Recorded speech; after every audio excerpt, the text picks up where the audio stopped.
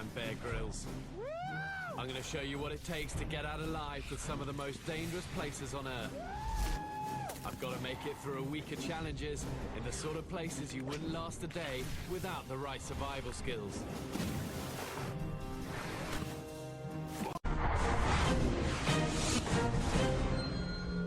I'm being dropped into the Canberra wilderness. It covers only about 1% of the Australian mainland.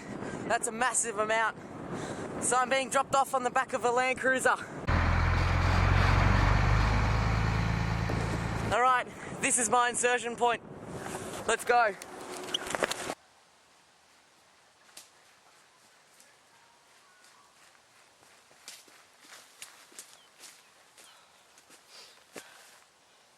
I'm already quite tired. The terrain here is really treacherous. It's full of big sticks and big rocks, and it's been raining here all day, and it's just cleared up now, which is nice, but I don't think it's going to be clear for the rest of the day. Fingers crossed it doesn't start to rain again. Our first priority is to find our bearings, so we'll head up ground and have a look at the landscape and go from there. Alright, let's get going.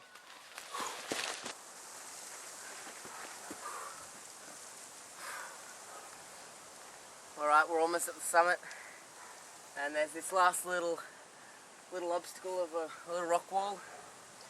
Rock climbing is actually a really specialised sport.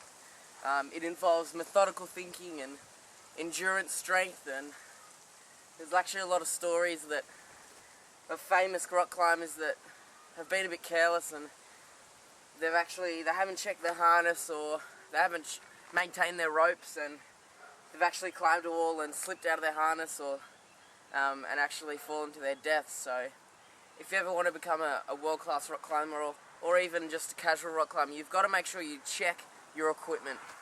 Alright, let's get up this and have a look at our bearings.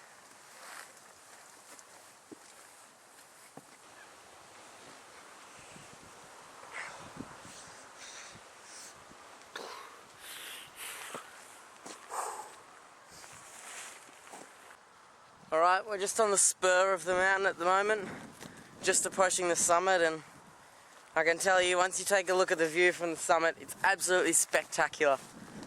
That's one of the things that also keeps me going in the wild, is the experiences you have. You've got to work with the wild, not against it. It's a really good morale booster when you get a really nice warm feeling from the absolutely wonderful views. Take a look.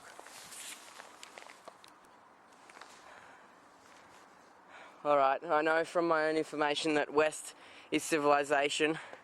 That way is west, so let's get going.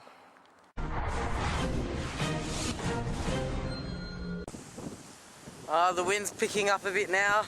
The weather looks like it's taking a change for the worst. I better put my hood on, get under some cover.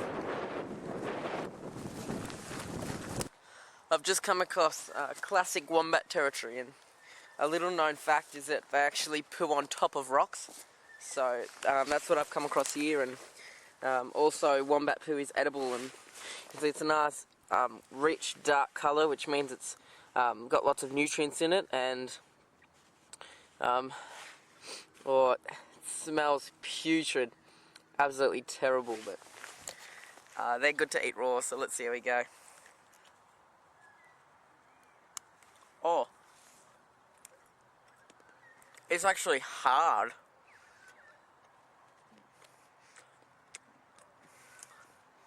I think it's actually frozen.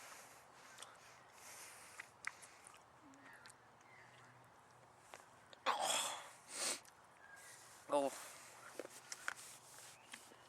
Alright. That's terrible. Truly terrible. We'll keep them for later on. Alright, let's keep going.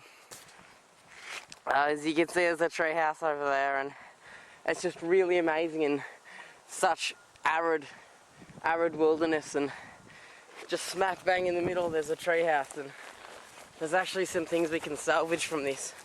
I mean, it looks like kids have made this, and it's just so incredible to find it here, and I have to be honest, I love tree houses.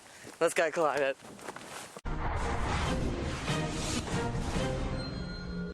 This is the rope we salvaged from the treehouse, and it's going to help me with rappelling down this canyon.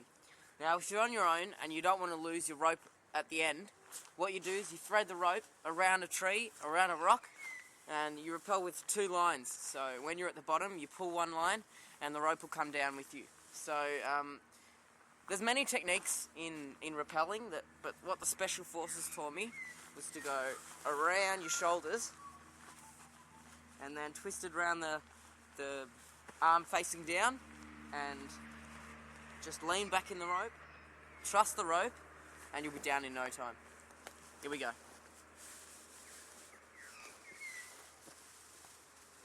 My heli's scheduled to pick me up at 5 o'clock, and it's about 4:30 now, and I've got about 2 k's to get to the RV, so I better get a move on.